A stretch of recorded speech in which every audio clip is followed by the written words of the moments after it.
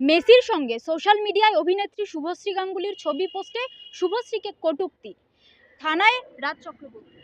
দেখুন, এটা একটা মানে আমার যেটা মনে হয় এটা একটা মানে ওই বাড়িতে খেলা আর কি, নতুন খেলার একটা মানে ফুটবলেরটা চলে গেছে, ও পেয়ে গেল, আমি ইয়ে করবো না, সেই জন্য এটা পুরো সাজানো ঘটনা। এটা নিয়ে কোনো ব্যাপার না, তারা একসঙ্গে থাকছে, তারা একই পরিবারের এবং একে অপরের সঙ্গে হাত ধরাধরি করে ঘুরে বেড়ায়। তো সেখানে যে কোর্টে চলে গেল, থানায় চলে গেল, এটা কোনো কথা না। এটা হচ্ছে আমি বললাম পুরো ইয়েটাকে ঘুরিয়ে দেওয়ার চেষ্টা করছে, কিছু না। আমার একটা জিনিস কথা হচ্ছে কি, শুভশ্রী যদি মানে তিনি যদি মেসি প্রেমী হন, তো মানে যারা টিকিট কেটেছে তারাও তো প্রেমী, তো তাদের কাছে তো আবেগ আছে, তারা টিকিট কেটে যাচ্ছে, তুমি গেস্ট, তা তোমাকে তো সেই জায়গাটাকে তোমাকেও তো, কারণ তোমার স্বামী যদি মনে হয়, আপনার স্বামী যদি মনে হয় একজন বিধায়ক, তাহলে আপনার কর্তব্য দায়িত্ব সব থেকে বেশি, আপনি কর্তব্যপরায়ণ নন, এবং আপনি সব থেকে বেশি নিজের আবেগকে দেখতে গেলেন, এবং এতজনের আবেগ, এতজনের প্রেম, এতজনের ভালোবাসা খেলার প্রতি, এবং যে মেসিকে দেখার জন্য সেটাকে জল ঢেলে দিলেন, নিজে হাইলাইট হতে গেলেন। এখন কি অবস্থা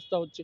এবং আমি একটা কথা বারবার বলছি, এরা এমনি যে সিনেমা করে, সেই সিনেমাকে 150 টাকার টিকিটের লোকে এখন দেখতে যায় না, আর সেখানে লোকে লাখ লাখ টাকা খরচা করে, আজকে ধরুন ব্যাঙ্গালোর থেকে, অন্য স্টেট আসাম থেকে এরা খেলা দেখবে বলে এসেছিল, আর সেখানে যদি সে নিজেই জড়িয়ে অরূপ বিশ্বাসের মতন একজন ক্রীড়ামন্ত্রী তাকে জড়িয়ে রেখে দিচ্ছে, এবং আমরা দেখতে পাচ্ছি তার সিকিউরিটি তাকে হাত দিতে বারণ করছে, তারপরও ইয়ে করছে। কিন্তু সেই মেসিই তো ইয়েতে চলে গেলেন না, হায়দ্রাবাদে। তো হায়দ্রাবাদে যাওয়ার পরে অত ভালো খেলা দেখালেন, অত ইয়ে রইলো, অত উন্মাদনা, অত ইয়ে, কোনো রকম কিছু হলো না। তাহলেই এখানেই বোঝা যাচ্ছে প্রশাসনের গাফিলতি, এবং ক্রীড়ামন্ত্রী, মাননীয় মুখ্যমন্ত্রী এইসব তদন্ত কমিটি না করে, আমার যেটা মনে হয় একটা স্বচ্ছভাবে যদি ক্রীড়ামন্ত্রীকে বলে যে ভাই তুমি এই জিনিস কেন করলে, তোমার বিষয়ে তদন্ত করা হল, তাহলে মানুষ বুঝবে যে একটা সঠিক কোনো সিদ্ধান্ত নিচ্ছে। এই শুধু হাওয়ায় ভাসিয়ে দেওয়া বল, এতে কোনো খেলা হবে না, বরং খেলা হওয়ার স্লোগানটাই উড়ে গেল। খেলা তো হবেই না, বরং এখন মানে ভোট বাক্সে কি খেলা হবে তার জন্য আতঙ্কিত মাননীয় মুখ্যমন্ত্রী এবং হায়দ্রাবাদ প্রশাসন। ও মুম্বাইয়ে মেসির অনুষ্ঠান সফলভাবে পরিচালনা করে বাংলার বিশৃঙ্খল পরিস্থিতি তৈরি করা চক্রান্ত নয় তো, প্রশ্ন তুলছেন তৃণমূল মুখপাত্র কুণাল ঘোষ। দেখুন, কুণালদা যে কথা বলছেন, কুণালদাকে বলতে হবে বলে বলছেন। কুণালদা একজন মুখপাত্র, তার দায়িত্ব আছে এই কথাগুলো বলার জন্য, তিনি এই জিনিসটা করছেন। কিন্তু তিনি, আমি যেটুকু মনে হয়, তিনি নিজেও জানেন এই ব্ল্যান্ডার যে হয়েছে, এই যে মুখ পুড়েছে, এবং পশ্চিমবঙ্গ সরকার এবং পশ্চিমবঙ্গবাসী এবং পশ্চিমবঙ্গে আপামর ফুটবল প্রেমীদের, যে যারা ফুটবল খেলাকে ভালোবাসেন, তারা যে মাঠে গিয়েছিল, তাদের যে সঙ্গে যে আচরণ হয়েছে, এই আচরণের জন্য কুণালদা নিজেও জানেন যে এটা সম্পূর্ণ আমাকে বলতে হচ্ছে বলে বলছি, এবং এই বলতে হওয়ার জন্যই বলছে। কিন্তু আলটিমেটলি যেটা বলছি, এ যতই বলুক না কেন, কুণালদাকে সর্বপ্রথম আগে বলতে হবে যে এই কুণালদাই একসময় মাননীয় মুখ্যমন্ত্রীর সমালোচনা করেছিলেন। আজকে যদি সঠিক সিদ্ধান্ত যদি উনি আসতে পারেন, দেখুন মুখপাত্র হতেই পারেন, মুখপাত্র হওয়াটা কোনো ব্যাপার না, দলীয় কাজ। কিন্তু তার থেকেও বড় কথা হচ্ছে কি, তিনিও পশ্চিমবঙ্গবাসী, তিনিও একজন ফুটবল প্রেমী বলে শুনেছিলাম। তাহলে ফুটবলের যে এত বড় রাজপুত্রকে নিয়ে যে অনাচার হলো, ওনাকে সঠিক কথাটা বলা উচিত, এবং কুণালদাকে যদি কুণালদার মতন মানে মানে স্বভাবসিদ্ধ ভঙ্গিতে যদি ব্যাট করে, তাহলে ওনাকে বলা উচিত যে ক্রীড়ামন্ত্রী এটা বড় ভুল করেছে, এইটাও হবে। যদি বলতে পারে তাহলেই হবে, আর না হলে এটা যদি বললাম ওই কাদা ছোঁড়াছুড়ি খেলা এবং ধামা চাপা দেওয়ার খেলা।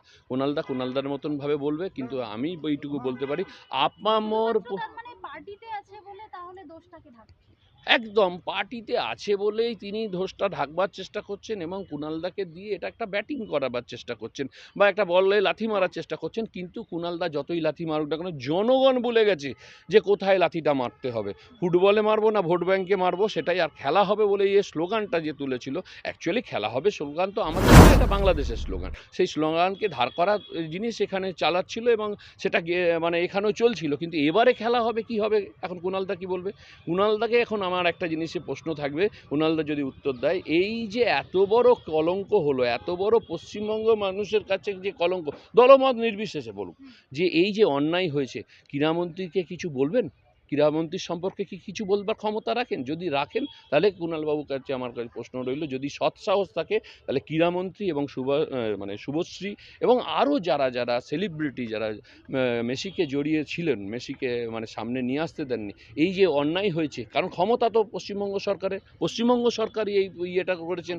এবং যদি একজনকে শুধু খালি হাওয়ায় ভাসিয়ে দিলাম, আমি তাকে গ্রেপ্তার করে নিলাম, এখন তাকে বলির পাঠা করা হচ্ছে, যে আসল যারা কালপিট, আসল যারা খলনায়ক, তাদেরকে যদি চিহ্নিতকরণ করে তাদেরকে যদি উপযুক্ত শাস্তি না দিতে পারে, তাহলে এই সরকারের প্রতি আস্থা ভালোবাসা যে মানুষের এমনি ক্ষীণ হয়ে গেছে আরও ক্ষীণ হয়ে যাবে, এবং পরিষ্কার কথা ভোট ব্যাংকে তার একটা মানে বিরূপ প্রতিক্রিয়া পড়বে। কারণ এটা পশ্চিমবঙ্গ তথা ভারতবর্ষের মানে বিশ্বের কাছে আমাদের মাথা হেঁট হয়ে গেল। দাদা, মেসির অনুষ্ঠানে প্যাকেজ ছিল 130 কোটি টাকা। কেউ ইচ্ছে করে নিজের অনুষ্ঠান খারাপ করে, আমি এটা বিশ্বাস করি না। যাই হোক, ঘা ঘা হলে ওষুধ দিয়ে সারাতে হয়, খোঁচা নেই, খোঁচা দিতে নেই, মন্তব্য করছেন মদন মিত্র। দেখুন, মদনবাবু এটা কখন বলেছেন? মদনবাবু কখন বলেছেন? মানে যদি রাতে বলে থাকেন, যদি 8টার পর বলে থাকেন, তাহলে ভিত্তিহীন। কারণ 8টার পর উনি স্বাভাবিক থাকেন না। ওনাকে স্বাভাবিকতা যখন থাকবেন তখন উনি যদি বলেন, ধরুন সকালবেলায় বলল, তাহলে তার ব্যাপারে কথা বলা যায়। কিন্তু যদি রাত্রির 8টার পরে যদি এই বিবৃতি দিয়ে থাকে, আমি দেখিনি, আপনি বলছেন, এবং যদি 8টার পরে বিবৃতি দিই, তাহলে প্রশ্নের কোনো উত্তর নেই। কারণ তিনি তখন সময়ময় ছিলেন না, তিনি অন্য জগতে ছিলেন। এবার যদি সময়ময় মানে সকালবেলায় যদি বলেন যে এটা অন্যায় হয়েছে, তার মানে উনি বুকে হাত রেখে বলতে পারবেন না যে না এটা অন্যায় হয়নি। তিনি তখনও বলবেন হ্যাঁ এটা অন্যায় হয়েছে। কারণ এই মদন মিত্র, মানে একবার সত্যি একবার মিথ্যেই খেলা। হ্যাঁ হ্যাঁ, কারণ এই মদন মিত্রকে কিছুদিন আগে তো দেখেছিলাম যে মানে মাস 6-7 আগেই দেখা গিয়েছিল তিনি মুখ্যমন্ত্রীর সম্পর্কে কত কথা বলেছিলেন, অমুক করেছিলেন। ওটা রাতে হয়েছিল কিনা, সকালবেলা তো দেখলাম হাঁটি হাঁটি পা পা করে আবার তো মুখ্যমন্ত্রীর কাছে গিয়ে পৌঁছে গেলেন। তো এবারে যেটা বলেছেন, এবারে যেটা করতে চলেছেন, উনি কখন বলেন, কখন কি কথা, যদি এখনই তো না থাকে, নিজের প্রতি যদি কনফিডেন্স না থাকে, এই রকম রাজনীতিবিদের সম্পর্কে কি বলবো? কনফিডেন্স লেভেল তাই থাকবে, যেটা বলবো সেটা করে দেখাবো। কিন্তু ওনার মধ্যে সেই কনফিডেন্স নেই, এবং সেই কনফিডেন্সটা কার এগেনস্টে বলবে? মুখ্যমন্ত্রীর এগেনস্টে? কার এগেনস্টে বলবে? অরূপ বাবুর এগেনস্টে বলবে? বলার ক্ষমতা নেই ওনার। আর উনি যেটা বলতে চাইছেন এই হাওয়াতে, কারণ এখন মদনবাবুকে নিয়ে কে চর্চা করে? কেউ চর্চা করে না। কিন্তু চর্চায় এবং হাওয়ায় ভেসে থাকার জন্য এরকম প্রশ্ন উনি ছড়িয়ে দিয়েছেন, যাতে একটু হাওয়ায় ভেসে থাকে। তবে মদনবাবু এসব নিয়ে কিছু ব্যাপার না, এর এই প্রশ্নের উত্তর দেওয়াটা মানে ভান্তহীন।